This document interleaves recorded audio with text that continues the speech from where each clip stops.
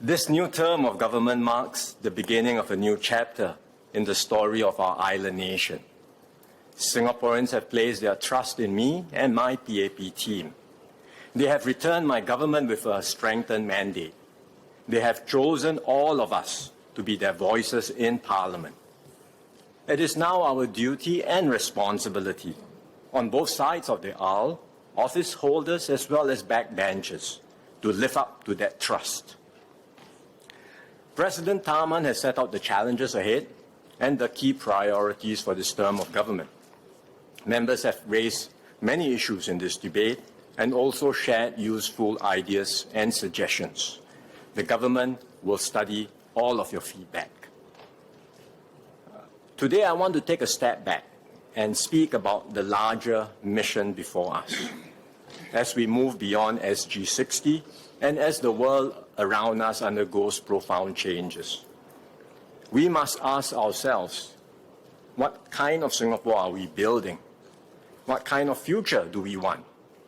How do we ensure better lives for our children and grandchildren? The past 60 years have been a miracle. When our founding leaders embarked on the journey of an independent Singapore, it felt like the most unpromising of startups. They would have been astonished at what Singapore has become today. From third world to first, we have lifted the lives of Singaporeans beyond the wildest dreams of our pioneer generation. We created opportunities for all and improved living standards across the board.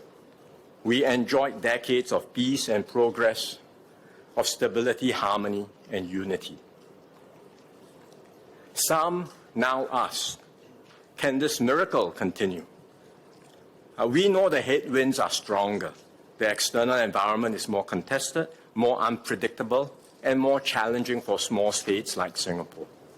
Our economy is maturing, and our population is aging. So growth will inevitably slow. And many young people worry that they may not do better than their parents. In the past, when education levels were lower, securing paper qualifications was seen as a sure ticket to success. Now almost all have tertiary education, and half the cohort have university degrees. So competition has intensified. Young people sometimes feel like they are trapped in a relentless rat race, from classroom to the workplace. They also worry that society is becoming more stratified, that the rich and wealthy are pulling ahead while others struggle to keep up. And social media amplifies these anxieties, triggering constant comparisons and envy. All this is not unique to Singapore. Across the world, younger people are reporting higher levels of anxiety and responding in different ways. In China, there's the phenomenon of tangping, or lying flat. In Japan, they talk about hikikomori, not leaving the house. In Europe and America, there is quiet quitting, downshifting, or the great resignation, and so on. Here in Singapore, we must do everything we can to defy this global trend. We cannot let our young people down. They are our future. So my team and I make this pledge to our youth and to the generations that follow. We will build Singapore with you in mind. We will strive to create more fulfilling lives for you. And not just for a few among you, but for all of you. We have new ideas and plans to achieve this. Through Forward Singapore, we have set out our shared goals to keep social mobility alive so the escalator keeps moving and everyone has the opportunity to rise over time. To strengthen our safety nets so that no one falls through the cracks. And to deepen our sense of solidarity so we bridge differences and remain one united people. So let me elaborate on each of these in turn. First, we will do more to keep the escalator moving and help every Singaporean realize their full potential. We have seen how other societies have become stratified increasingly, with privilege becoming more entrenched. In extreme cases, your caste and your social class determine who you are, what you can do, and what you can become.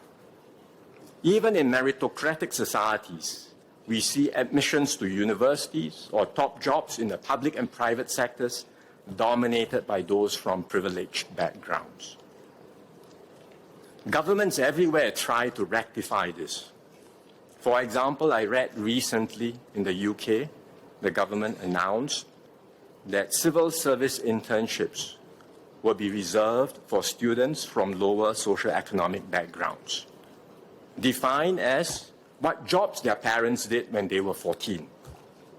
So if you come from a working class family, you get a civil service internship, otherwise you don't get the chance.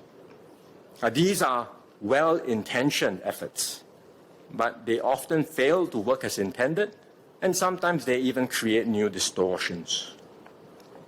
Fortunately, Singapore starts from a stronger position, but we cannot stand still. We have to tilt the balance continually and keep opportunities open at every stage of life. So we will invest more in the early years because, as several members have highlighted in this debate, opportunity gaps are opening up earlier due to the advantage that better-off parents confer on their children. And if we do not close these gaps early, they will only widen. We will expand Kids Start and enhance Comlink Plus so that more families get help earlier and more children gain a stronger footing in life. We will deepen support for children from disadvantaged backgrounds. Today, enrollment in preschool is near universal, but attendance is less regular amongst the children from lower-income families. We will redouble our efforts and work closely with parents, preschool operators, and social service agencies to ensure these children get the consistent support they need to thrive. We will not only do more, but we will also take actions across agencies with a more integrated, family-centric approach, which several members also spoke about. In schools, we will continue to press ahead with reforms. We have changed how the PSLE is graded. It's no longer graded on a curve, as members know. It's about your own achievement, not about how well you did relative to your peers. In secondary schools, we have replaced streaming with full subject banding. Students are in mixed form classes, and they take subjects at different levels according to their abilities. But I know for many parents, education still feels like an arms race. It's the PSLE season now. We all know of friends who are taking leave from work to help their children prepare for the PSLE exam. When you speak to each parent, they often tell you the same thing. They wish they could cut back on the endless tuition and give their children more space to grow up and play. Yet everyone hesitates to take that step. Why? Because deep down they worry, what if my child loses out? So many families feel they are stuck on a treadmill, running harder and harder in a bid to avoid falling behind. We must break this cycle. So we will do more in this term to reduce the stakes of single exams, to further broaden our definitions of success, and to give every child the chance to discover and develop their strengths, be it in languages, sciences, sports, arts, or technical skills. I feel strongly about this as a result of my own personal experiences. My friends and I in school didn't grow up with family advantages or a head start in life. But education was our great leveler. It gave us opportunities that we would not otherwise have had. The courage to dream and the chance to pursue our aspirations. And I want every parent and child to feel the same. That education is not a burden, but a springboard. A place where our children can learn, grow, discover their strengths, and reach for better opportunities. But education reforms alone are not enough to accomplish the transformation we seek. Because if employers still cling to narrow academic criteria to judge ability, then the arms race will simply shift from schools to workplaces. Parents will continue to feel that grades are the only ticket to success. I remember when we had our Singapore conversation some years back, someone told us, "I'm glad you are trying to make every school a good school, but you cannot succeed unless every job is a good job." And that person is right. So we must change how we hire and promote. This is not at all an easy task, but we have already started. It means recognizing that people have different gifts and strengths. Some may excel in mathematics, but not in languages, or vice versa. Others may struggle in written exams, but thrive in practical problem solving. And if we only use general academic results to sort out talent, we will undervalue many capable Singaporeans. We will miss out the many other competencies and intelligences that exist amongst us and that are just as important. So we are changing. Take the public service, for example. Academic results are no longer the be-all and end-all. They are just one part of the overall assessment. For recruitment, we are using more skills-based assessment. In some roles, we have stopped looking at grades altogether. For example, GovTech engineers are recruited through coding and problem-solving tests and interviews. Because what matters is not your paper qualifications, but whether you can do the work. Once you enter the public service, how well you do doesn't depend on your grades or school. It depends on your qualities, your contributions, and your performance on the job. The private sector is changing too. One CEO shared with me, he used to insist on top academic credentials, focusing on schools, universities, ticking all the right boxes. But he soon realized that academic credentials did not predict subsequent success in the company. What was more important was the individual's attitude and mindset, their ability to learn, adapt, and work with others. So these changes are happening. But clearly there's still a long way for us to go. Nevertheless, step by step, we will move towards skills-based hiring and progression. Because what matters most is not where you started from, but what you can do and how far you are willing to go. Valuing every job also means narrowing the gaps in how different professions are recognized and rewarded. This too is not easy, but we have been working on this for some time and we too have been making progress. For example, we have substantially raised the salaries of preschool teachers and allied health professionals, vital roles that were once undervalued. We will continue to professionalize other skilled trades, including those that are considered blue-collar work. Together with the labor movement, industry and institutes of higher learning, we will create more structured career and learning pathways so that tradespeople and essential workers can advance, grow their skills, and be recognized for their contributions. Pay matters, but ultimately, this is not just about pay. It's also about mindset, a whole of society mindset. Much depends on how society as a whole views the different pathways that people choose. Let me give you an example. In the past, parents resisted when their children wanted to pursue careers in fields like sports and culinary arts. Many young people would take a more conventional path first to please their parents and then only chase their passions later. I know of many friends who did that. Today, more parents embrace such choices because society now celebrates our athletes, our chefs, and our artists. We take pride when their achievements put Singapore on the world map. So yes, progress has been made, Yet we all know that there remain vocations where pay is not the main issue. Rather, it is societal recognition and respect that continue to lag behind. So while the government will do our part, the deeper change must come from society. We must move from a narrow meritocracy based solely on grades to a broader and more inclusive one. Steps which we have been making already over the years, but we must continue to move more in this direction. A broader and more inclusive meritocracy that encourages excellence in every field, that values a diversity of abilities and talents, that accords dignity and respect to all forms of work and to the people who carry them out.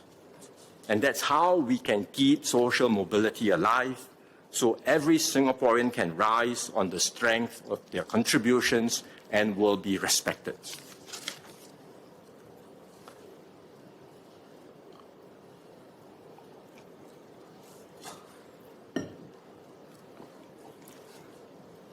The shift towards more pathways to success must be underpinned by a strong and dynamic economy. And to be clear, economic growth is not about chasing GDP. It's about uplifting lives and creating a wide range of jobs and opportunities for all Singaporeans. So we will redouble our efforts to keep our economy competitive and vibrant. This is even more urgent in an increasingly fragmented global economy with more barriers to trade. And that's why the Singapore Economic Resilience Task Force and the Economic Strategy Review Committee are studying how Singapore can navigate the challenges that have come thick and fast in the past few months. For the last 60 years, multinational enterprises have been a key driver of our economy. They remain critical anchors in sectors like electronics, pharmaceuticals, and finance. And we have to keep attracting new investments from leading global companies so that Singapore can stay plugged into the frontiers of innovation. At the same time, we must work harder to energize our enterprise ecosystem.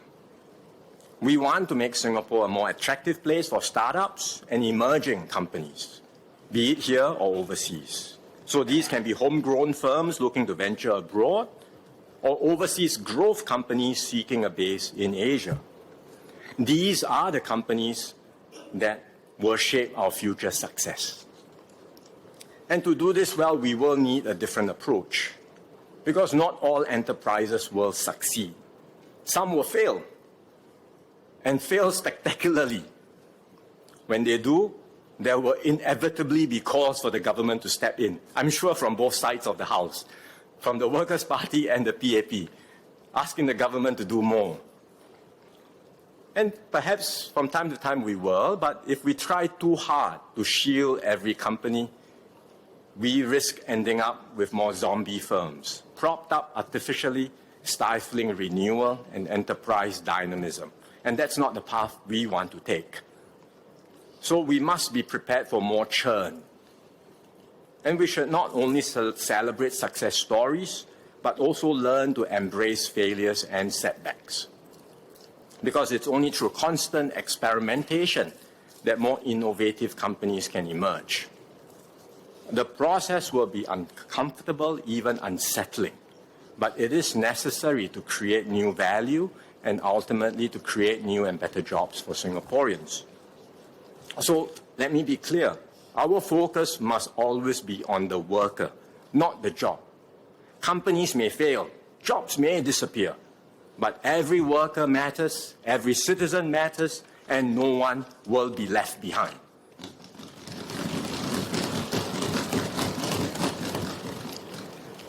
In this fast-changing world with greater churn, we also need to offer Singaporeans sufficient assurances so they can deal with the disruptions with a greater sense of confidence and security. And that means making sure that their essential needs are taken care of. Quality education, healthcare, and housing, for example, must remain accessible and affordable. Housing was one of the biggest concerns in the last term because COVID disrupted construction and the supply of new homes. But since then, we have ramped up supply. Today, there's a healthy pipeline of new BTO flats, as well as land for new for new private properties. There are still concerns around housing, but I am confident the situation will steadily improve with the additional supply. So we will not only catch up with demand, but build ahead of it, so that there will be more BTOs with shorter waiting times, and we will be able to give Singaporeans greater assurance when planning for their homes. At the same time, we must update our system to reflect demographic changes, especially increased lifespans. I spoke about healthcare at the National Day rally, and we will have lots to do in this area through Healthier SG, HWell SG, and HWell neighborhoods. In this term, we will also take steps to strengthen retirement adequacy. We are studying what further moves we can make. In particular, we want to help Singaporeans save more during their working lives, so that they have enough to meet their basic retirement needs for life, for a longer life. And for those who, despite their best efforts, cannot build up a sufficient nest egg, we will provide additional support so that every Singaporean can retire with dignity. We will also continue to strengthen our safety nets for those who need more help. For children with special needs, we will provide more support in their education and help make their transition to adulthood and work smoother. For people with disabilities, we will give them more opportunities to pursue their aspirations and lead fulfilling lives. For those who encounter setbacks, we will help them get back on their feet, because setbacks are part of life. And in Singapore, everyone is due second and third chances. That's why we introduced programs like the Skills Future Job Seeker Support Scheme. It has just started, but we will make this a far better scheme than the unemployment insurance found elsewhere.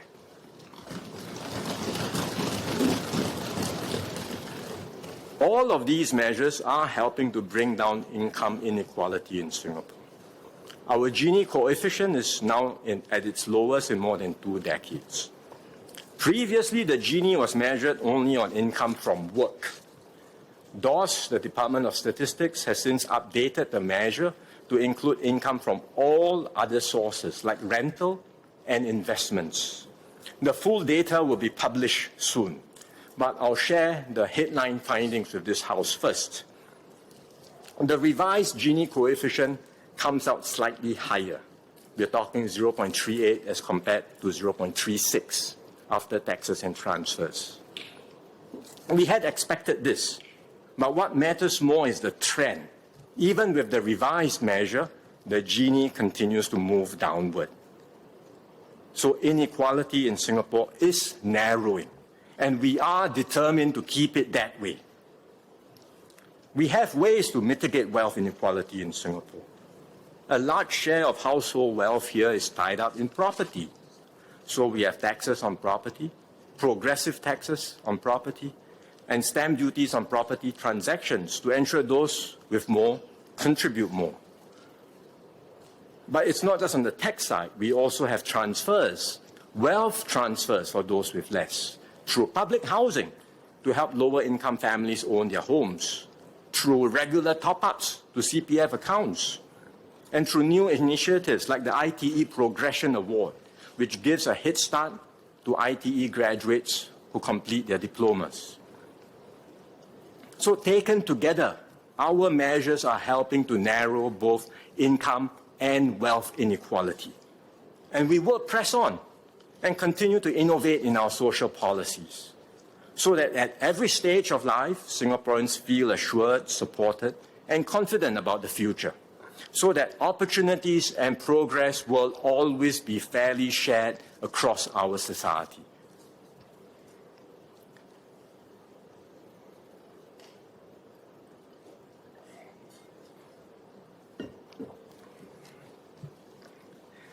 As we work towards a fairer society, we must also accept a basic truth. Not every journey will reach the same destination. Even if we succeed in leveling the starting point for everyone, some skills and talents will always be more in demand than others. Some jobs will command higher pay. That is reality. And that's why those who do better must never forget this. No one succeeds alone. Opportunities do not come from individual effort alone. They come from the broader system, from the teachers who nurtured you, the workers who keep our city running, and the safe and stable environment that society as a whole provides. So every successful and fortunate person in Singapore owes a debt to the community. Those who are more successful should therefore contribute more, not just in taxes, but also in compassion and care.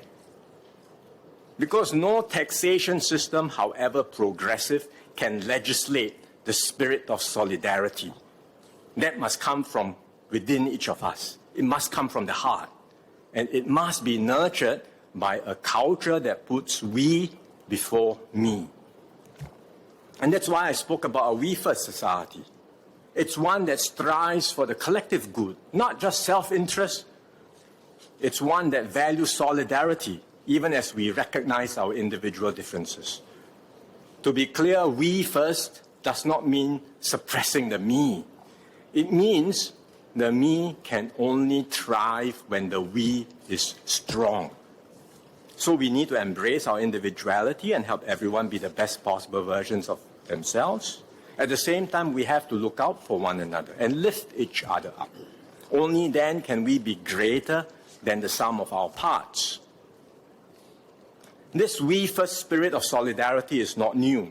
This is how our forefathers of different origins, languages, and religions came together to forge one Singapore.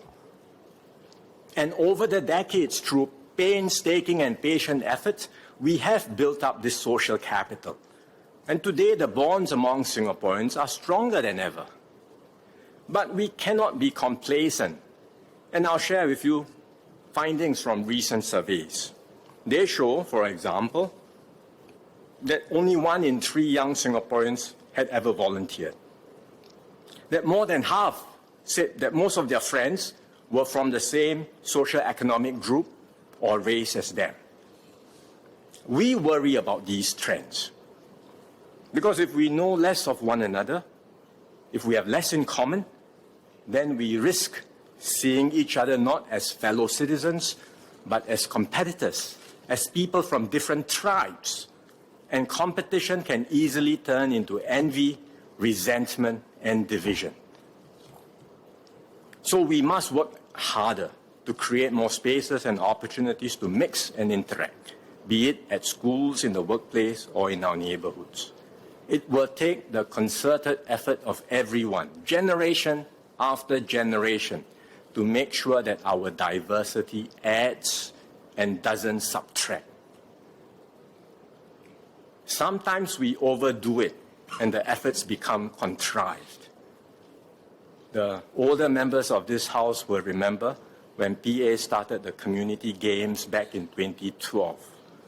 It required teams to include members of different races. That was the rule to take part in a community game. But some groups sign up phantom players just to meet the quota. The intent was good, but the outcome fell short. And it's easy to look back and laugh at what happened then, but we all know that fostering more of such interactions is very hard to do, and at the same time, it cannot be left to chance. Since then, we have learned better how to do this. Today, PA organizes more sports and activities that more naturally bring residents together, regardless of age, race, or background. We have merged residents and neighborhood committees into residents' networks so that people from public housing and private property can interact more freely. And as a government, we will continue to work hard to build up our social capital, to bind communities together, to connect us each to each, regardless of race, language, or religion. And I might add, also regardless of social economic background. At the same time, the whole society must make an effort. Singaporeans need to step out of our comfort zone, learn from more other cultures, and interact with people from different backgrounds. These may seem like small steps, but over time, they help to strengthen our social fabric because trust grows from these everyday encounters, eating together, celebrating one another's festivals, or simply knowing your neighbor. There is no doubt that our shared Singaporean identity has grown stronger these last 60 years. In his speech, the leader of the opposition, Mr. Pritam Singh, said that being a member of a racial and religious group and our identity as Singaporeans are both equally important. Indeed, we all have multiple identities, and we celebrate these. But we should be clear-eyed about our present realities. In fact, a recent IPS survey showed that amongst some groups of Singaporeans, their religion ranks higher than their Singaporean nationality in determining their self-identity. And that is why race and religion, if exploited, can easily arouse passions and tear apart the very fabric of our society. We see this happening in so many other countries, and Singapore is not immune to these powerful forces. In fact, we had a close call in the recent general election. External elements sought to exploit our differences to divide and weaken us. In one instance, they attacked the credibility of certain candidates because these candidates allegedly failed to advocate the rights of a particular religious community. In another instance, they praised a candidate for arguing against the separation of religion and politics. But it was not just foreign interference. At home, we also had Singaporeans who exhorted certain groups to vote along racial and religious lines. They said, vote for this candidate because he or she is a better representative of your race or your religion. Or they compared two candidates and said, vote for this person because he or she has been a more vocal champion for your race or your religion. And these narratives were not just seen online, they were heard on the ground. And that's why I spoke out then in the middle of the campaign, not as a party leader, but as Prime Minister, to make clear that race and religion must never be weaponized in our politics.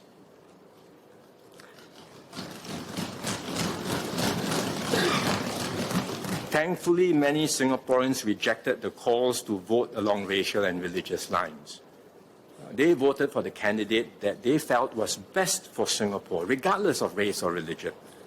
But make no mistake, had the election outcomes rewarded those who had pushed people to vote for racial and religious reasons, it would have caused a serious fissure in Singapore society. Other racial and religious groups would have mobilized to protect their own interest in a future election.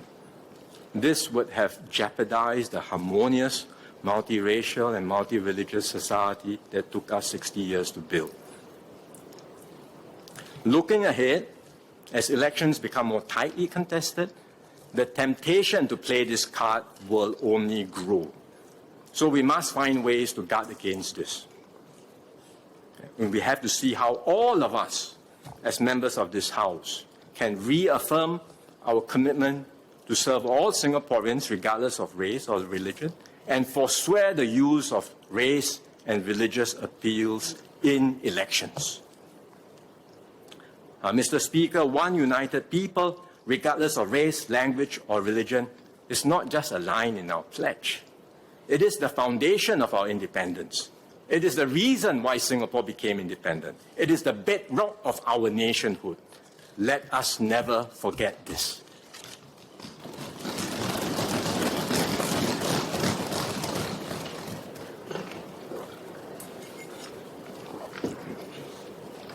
Our unity and the trust we have with one another also depends on how we conduct our politics, the way we debate, disagree, and decide as a country. That's what constructive politics in Singapore is about. Our society is maturing, and our politics will evolve too. And so I welcome the opposition presence in Parliament. In this general election, Singaporeans have chosen to send both PAP and Workers' Party MPs here, and both sides have a duty to serve Singaporeans faithfully. For the PAP, we do not assume we are automatically entitled to govern just because we have done so since self-government. Our right to lead must be earned by working hard and delivering results that improve the lives of Singaporeans. Doing well in one election does not guarantee success in the next. Every election is a new test, and we must take nothing for granted. In this term of government, I fully expect the Workers' Party to keep us on our toes, raising questions, scrutinizing our policies, and holding us accountable. This is their role as the opposition, and I'm sure they will play it vigorously. The Workers' Party will try to build up its ranks and grow its presence in Parliament over time, as any political party would. One day, it will want to take over from the PAP as the ruling party, even if it may not say so openly now. That is the nature of political competition. But in the end, be it the PAP, the WP, or any other political party, we are all servants of the people. The final word rests with them. And I believe Singaporeans are discerning voters. They will decide which parties deserve their trust, both in government and in opposition. If any party falls short of the public's high expectation and standards, there will surely be consequences. Privilege given today can easily be taken tomorrow. So let us all conduct our politics with seriousness, with integrity, and with a deep sense of responsibility for the longer-term interests of our nation. And that's how I hope our politics will evolve and our democracy can strengthen over time. Besides welcoming diverse views in Parliament, the government will do more to engage and involve Singaporeans outside of this House. As I said in the rally last month, we don't just want to do things for Singaporeans. We also want to do things with Singaporeans. So I invite all Singaporeans to join us, to connect, collaborate, and shape our future together. We already have many channels for public consultation. We will continue with all these, but we will also go further.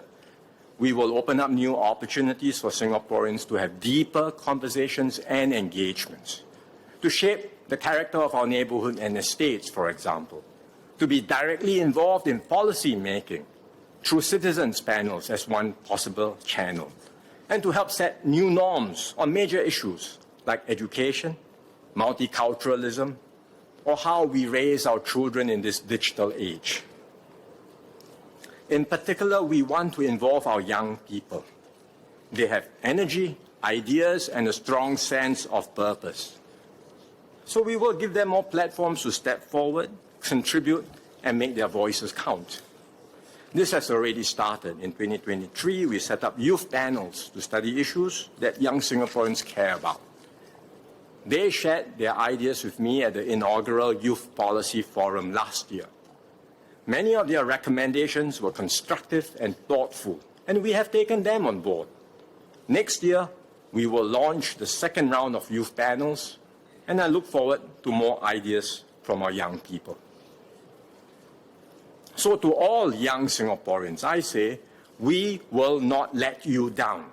We are building Singapore for you and with you. And you too have a part to play. Work with us to secure a brighter future for yourself and your fellow citizens. Do not settle for anything less. The future is not cast in stone. It is something you create. And we need you, our young Singaporeans, to be the authors of this next chapter, to write what must become your Singapore story. So be bold in chasing your dreams. Seize the opportunities before you. There will be setbacks along the way, but you will never face them alone. Embrace the failures as well as the successes. For it's often at the edge of our comfort zones that we learn, grow, and become the best versions of ourselves. And most important of all, remember this: success is not just about what we achieve alone, but what we build together. True fulfillment comes from creating a society where every Singaporean can stand tall and we can all move forward as one people. This is what has defined us for the last 60 years, a Singapore spirit rooted in trust, solidarity, and resilience. And it is this same spirit that will carry us into the future. Mr. Speaker, I've set out the broad strokes of a new direction for our next chapter, of a new vision for Singapore. I hope every Singaporean can get behind this shared endeavor. Together, let us build a Singapore that remains a land of endless possibilities, a home where every generation does better than the one before, and a nation that continues to shine brightly for the next 60 years and for the generations beyond. Mr. Speaker, I support the motion. Thank you.